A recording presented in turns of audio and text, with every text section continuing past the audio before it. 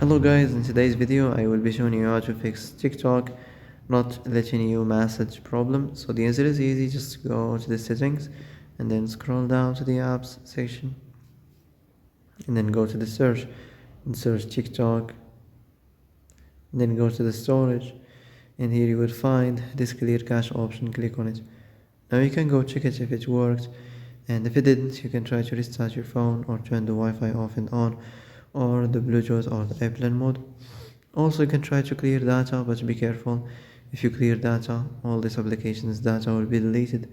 This includes all files, the settings, the accounts, the databases, etc. So be careful if you want to clear your data.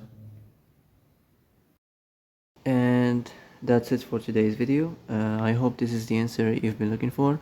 If you like this video, don't forget to like and subscribe, and see you in the next video. Thanks for watching.